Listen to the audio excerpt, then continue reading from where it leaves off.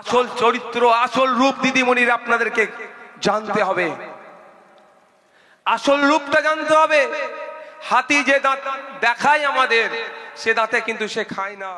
এই অপদার্থ সরকারকে ধিক্কার জানাই, নিন্দা জানাই, এবং এই জায়গা থেকে আমি সরকারকে জানিয়ে দিতে চাই, রেলওয়ে বিকাশ নিগম লিমিটেড যে প্রস্তাবটা দিয়েছিল ওই স্টেশনের নামটাকে হাফেজ নিসার আলী তিতুমিরের স্মরণে করতে হবে। প্রয়োজনে আমরা কিন্তু মেট্রো রেলের দপ্তরে ঘেরাও করতে প্রস্তুত আছি। কোন রকম পাকামু চলবে না। যে কাজটা উত্তরপ্রদেশে হচ্ছে, যোগী আদিত্যনাথ যেটা করছে, পশ্চিমবাংলায় সুকৌশলে মমতা ব্যানার্জি সরকার সেটা করছে, কিন্তু বিজেপি যেটা করছে সেটা আমাদেরকে বড় করে দেখানো হচ্ছে। আর আমাদের রাজ্যে যেটা ঘটে যাচ্ছে, কাকেও খুঁজে পাওয়া যাচ্ছে না। উত্তরপ্রদেশে কোনো কেউ খুন হলে, আর সে যদি ধর্মীয় কারণে মুসলমান হয় বা ভিন্ন ধর্মের হয়, আমাদের রাজ্যে আন্দোলন সংগঠিত হয়। অবশ্যই আমরা আন্দোলন করব। মনীষা বাল্মীকি থেকে শুরু করে, পূজা বোন থেকে শুরু করে যারা অত্যাচারী হয়েছে তাদের হয়ে যেমন আমরা কথা বলছি। আমাদের রাজ্যে কখনো পুলিশ কাস্টাডিতে, গত কয়েকদিন আগেই অশোক সিং নামে একজন, তাকে তার অভিযোগ, পরিবারের অভিযোগ, তাকে পুলিশ কাস্টাডিতে পিটিয়ে মেরে দিয়েছে। আমাদের রাজ্যে এই ধরনের অন্যায় সংগঠিত হচ্ছে। কই স্বঘোষিত যারা সমাজকর্মী, তাদেরকে তো খুঁজে পাওয়া যাচ্ছে না। জয়নগরে একজনকে গুলি করে মারলো, তার প্রতিবাদে একজনকে পিটিয়ে মেরে দিল। ওই ঘটনাকে কেন্দ্র করে 20 থেকে 25 জনের বাড়িতে জ্বালিয়ে দিল। কই আমাদের রাজ্যে যারা সমাজকর্মী আছেন, যারা কিছু হলে বড় বড় কথা বলেন, উত্তরপ্রদেশে কিছু ঘটনা ঘটে গেলে পশ্চিমবাংলায় আন্দোলন করেন, আসামে কিছু ঘটনা ঘটে গেলে পশ্চিমবাংলায় আন্দোলন করেন, ত্রিপুরায় কোনো ঘটনা ঘটলে পশ্চিমবাংলায় আন্দোলন করেন, তাদের কাছে বলছি, মীর নিসার আলী তিতুমিরের নামে স্টেশনের নামটা বদলানোর প্রস্তাব যে মমতা ব্যানার্জি দিয়েছে, তার বিরুদ্ধে কবে আন্দোলন নামবেন তার একটা আপনি ঘোষণা করুন। তখন কাউকে খুঁজে পাওয়া যাবে না। দিদিমণি করছে সব ভালো, কিন্তু আসল চরিত্র, আসল রূপ দিদিমণির আপনাদেরকে জানতে হবে। আসল রূপটা জানতে হবে। হাতি যে দাঁত দেখায় আমাদের, সে দাঁতে কিন্তু সে খায় না, সে চেবায় না। চেবানোর জন্য বলবেন তোরে ভাই কি আছে, তো এইটা হচ্ছে দেখানো। কদিন আগে পশ্চিমবাংলার বিধানসভাতে এক মাননীয় প্রাক্তন মন্ত্রী হুমায়ুন কবির মহাশয়, ডেবরার বিধায়ক, একটা প্রশ্ন তুলেছিল। একটা মন্ত্রীর কাছে একটা প্রশ্ন করেছিল যে 500 টাকা যে মুসলিম মহিলাদেরকে দেয়া হয় আর এসটি এসসি সমাজের মহিলাদেরকে 1000 টাকা দেয়া হয়, মুসলিম মহিলারাও আর্থিকভাবে পিছিয়ে, ওটা কি 1000 টাকা করা যায় না? এটা কি ভাই ভুল কথা? আমি কিন্তু 500-1000-এর পক্ষে নয়, আমি বলছি আমি চাই 5000 করে দেওয়া হোক। তার পরিবর্তে মাও রাজ্যকে কিছু কাজ দিক, আমরা 5000 টাকা মাইনে সিস্টেমে কাজ করুক। যদি দিয়েই যাই আমরা, রাজ্য তাহলে পাবে কি করে? গিভ অ্যান্ড টেক পলিসি করা হোক, আমি মনে করি। তা যে ওই বিষয়টা আসছি না, আমি এই বিষয়ে ফিরে আসি। আমি শুধু মুসলিম, দলিত, আদিবাসী নয়, যারা উচ্চ বর্ণের আছে, যারা আর্থিকভাবে পিছিয়ে, তাদের পরিবারের মা বোনগুলোর কথাও সরকারকে ভাবা দরকার, কিন্তু সেটাও ভাবছে না। তার দাবি আমি তুলেছি। কিন্তু পশ্চিমবাংলার বিধানসভায় কি বলেছেন যে 500 টাকা পরিবর্তে 1000 টাকা দিলে ভালো হয় না? এটা তো অবাস্তব কিছু বলেনি। কোনো ইলিগাল ডিমান্ড নয়, লিগাল ডিমান্ড ছিল। যখন এ কথা বললেন, তৃণমূলের এক বিধায়ক যখন এ কথা বললেন বিধানসভায়, তারপরে পরেই কি দেখলাম, তৃণমূলের বড় বড় অনেক নেতা ওই বিধায়ককে আক্রমণ করতে শুরু করে দিল। ইভেন বলল, যদি এখানে না পুষাই অন্য জায়গায় যেতে পারো। মানে ভাবতে পেরেছেন ওরা মনের মধ্যে কি পুষে রেখেছে? কি ভুল বলেছে যে মুসলিম মহিলাদেরকে 500-র বদলে 1000 টাকা দেওয়া যায় না, এই কথাটা বলেছে। কই মমতা ব্যানার্জি, অভিষেক ব্যানার্জি অল্প কথাতেই রিয়াকশন দেয়। কই যখন ওই মুসলিম বিধায়কটাকে যখন অন্য তৃণমূলের নেতারা আক্রমণ করছে, মমতা ব্যানার্জি একটাও শব্দ খরচ করলো না কেন এখনো পর্যন্ত? ভাবুন আপনারা, ভাবা প্র্যাকটিস করুন, কেন শব্দ খরচ করলো না? তারপরে কি দেখলাম, ওনার নামে একটা এফআইআরও হয়ে গেল। আরে বাবা, অপরাধটা কি রে ভাই? এফআইআর হয়ে গেল। অন্য কেসে এফআইআর হয়েছে, কিন্তু এফআইআর হয়ে গেল। অপরাধটা কি? ওই অতটুকুই কথা বলেছে। তার কয়েকদিন পরে দেখলাম উনার যে নিরাপত্তা রক্ষী থাকে, সিকিউরিটি থাকে, সেটাও তুলে নিল। একটা বিধায়ককে যে ন্যূনতম সিকিউরিটি প্রোভাইড করতে হবে স্টেটকে, সেটাও তুলে নিল। অপরাধটা কি? শুধু কথা বলেছেন মুসলিম মহিলাদের 500-র বদলে 1000 টাকা দিলে কেমন হয়, দেওয়া দরকার। মানে ভাবতে পেরেছেন মমতা ব্যানার্জি বা তৃণমূল কংগ্রেসের ভিতরের রূপটা কি? এরাই নাকি বলছে আপনাকে এনআরসি এর হাত থেকে বাঁচাবে। এই বসিরহাটের কথা বলছি, যখন বিজেপির বড় বড় নেতারা এসে এখানকার মুসলমানদেরকে বুকে লক্ষ্য করে গুলি করার কথা বলতো, এখানকার মুসলমানকে যখন তাড়ানোর কথা বলতো, মমতা ব্যানার্জির পুলিশ কিন্তু তাদের বিরুদ্ধে কোনো অ্যাকশন নেয়নি। পরিবর্তে কি হয়েছে? সিএ করে তাড়াবার জন্য কথা বলে গেছে বিজেপি, তৃণমূল এসে মাইক লাগিয়ে বলছে সিএ আমি আটকে দেব।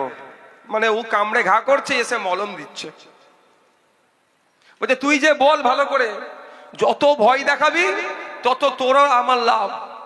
যারা এক্সট্রিম হিন্দু ভাই আছে, যারা এক্সট্রিম, সংখ্যা অনেক কম, তারা ভোট দেবে তৃণমূল বিজেপিকে, আর আপনাকে আমাকে ভয় দেখিয়ে তৃণমূলের কোলে তুলে রাখবে। কিন্তু যারা এই ধরনের কথাবার্তা বলছে তাদের বিরুদ্ধে আইনত ব্যবস্থা কে নিয়েছে? পয়েন্ট তো এখানে আপনাকে আমাকে ভাবতে হবে। কিচ্ছু আইনত ব্যবস্থা নেয়নি।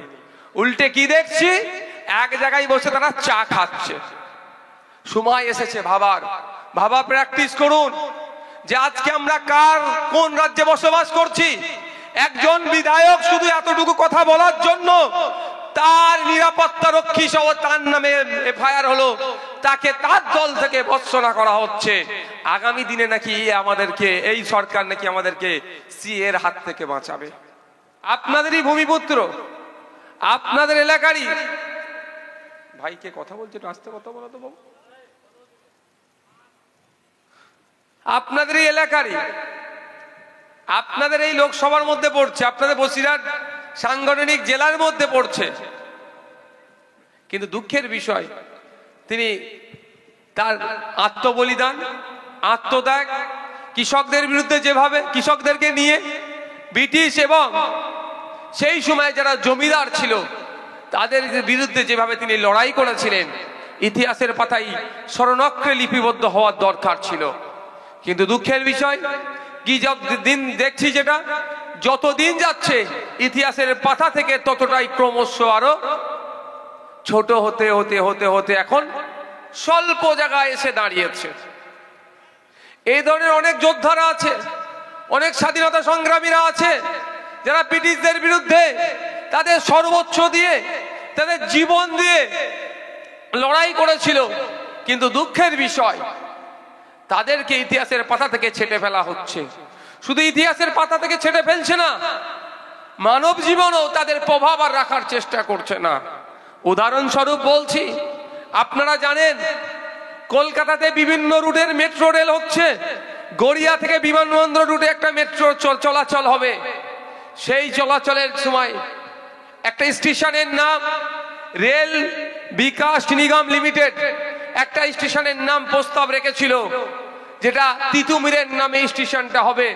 তিতুমিরকে 2004 সালে বিবিসি বাংলা একটা সমীক্ষা চালিয়েছিল। সর্বকালের, এই গলাতে অসুবিধা হচ্ছে ভাই, কি হচ্ছে দেখো তো,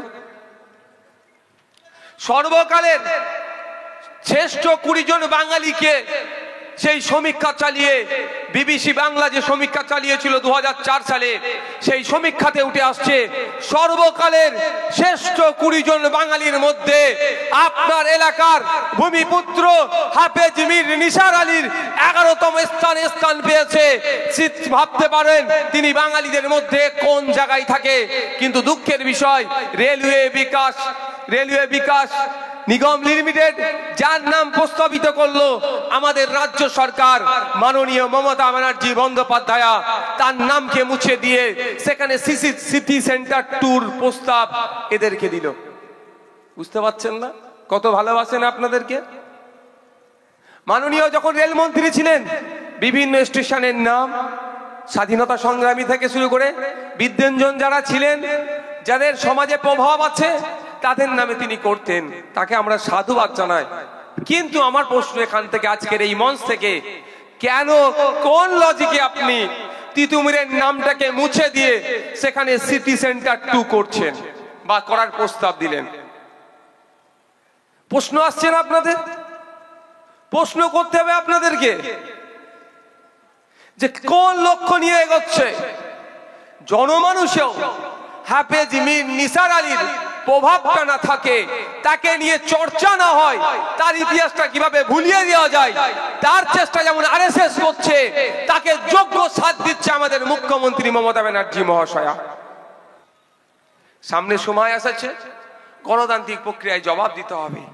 আজকে যে বিষয়টা নিয়ে আমার বক্তব্য দেব বা দিচ্ছি, মীর নিসার আলীকে নিয়ে, তিতুমিরকে নিয়ে। তিতুমিরের নামের অভিযোগ একটা ইতিহাস আছে। আমরা কিন্তু আমাদের স্বাধীনতা সংগ্রামী, আমাদের সমাজের বীরের যেমন আছেন বিরসা মুন্ডা, ভগৎ সিং, আশফাকুল্লাহ খান, হাফেজ মীর নিসার আলী, বিনয় বাদল দীনেশ, শহীদ ক্ষুদিরাম থেকে শুরু করে শহীদ প্রীতিলতা ওদ্দেদার থেকে শুরু করে যারা স্বাধীনতা সংগ্রামী আছে, তাদের আমরা ইতিহাস ভুলে যাচ্ছি। ফলে আজকে আমরা ক্রমশ পিছিয়ে যাচ্ছি। হাফেজ নিসার আলী মাত্র তিনি 18 বছর বয়সে হিফজ কমপ্লিট করেছেন। তার ধর্মীয় পাঠ আমি সেখানে যাচ্ছি না, কিন্তু শুনুন এনার ইতিহাস বলছে, তিনি যখন বাচ্চা ছিলেন এক রোগে আক্রান্ত হয়েছিল। তিনি রোগে আক্রান্ত হয়েছিলেন, ডক্টর মুসাই যে ঔষধ দিয়েছিল অত্যন্ত তিতকুটে ঔষধ, বাচ্চারা তো দূরের কথা, বড়রাও সেভাবে খেতে পারতো না। কিন্তু ইতিহাস বলছে মীর নিসার আলীকে যখন ওই ঔষধটা দেওয়া হয়েছিল, মীর নিসার আলী তখন তিতুমির ছিলেন না, মীর নিসার আলী ছিলেন।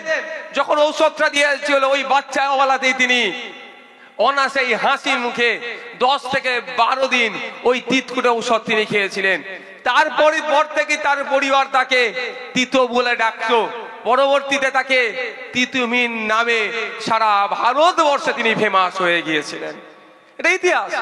ইতিহাসগুলো আমাদেরকে জানতে হবে। ইতিহাস না জানার ফলে আজকে আমরা ক্রমশ পিছিয়ে যাচ্ছি। সেটা দিন ভুললে হবে না। 1831 সালে